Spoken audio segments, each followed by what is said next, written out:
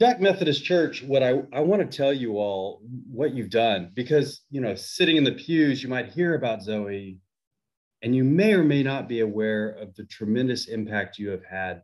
This congregation, over the last 10 years, since 2012, you all have supported over 2,300 orphan children and vulnerable youth, not just by giving them handouts, but standing behind them so that they can pull themselves permanently and sustainably out of extreme poverty. Uh, what the young people will say to you if you're able to visit them or speak with them virtually is that you gave them a way that their lives were saved, and and the full power of that goes beyond these 2,300 young people to all the lives that they're impacting and their children's lives in the future, and the generational change that you've started by being able to trust that they have God-given skills and God-given abilities, and all they lacked was opportunity. Omicron obviously has spread like wildfire all over the world, including Rwanda, but it seems that we've had very few, if any, serious cases among the young people. We had cases that required some hospitalization from the Delta variant.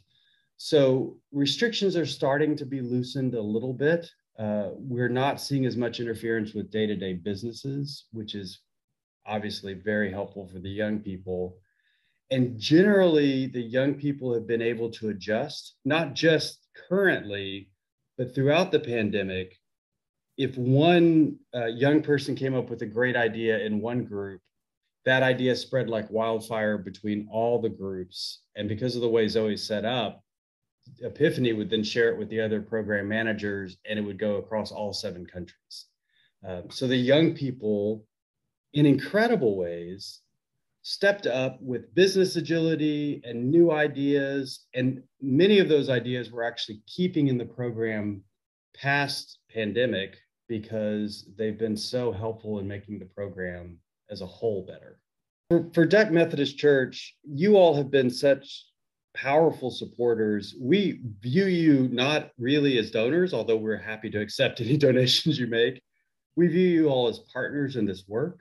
And toward that end, one of the things that we're really striving to do is to share this model with others, whether they support ZOE, which is always great, or if they know of other organizations that could benefit from having more effective empowerment models.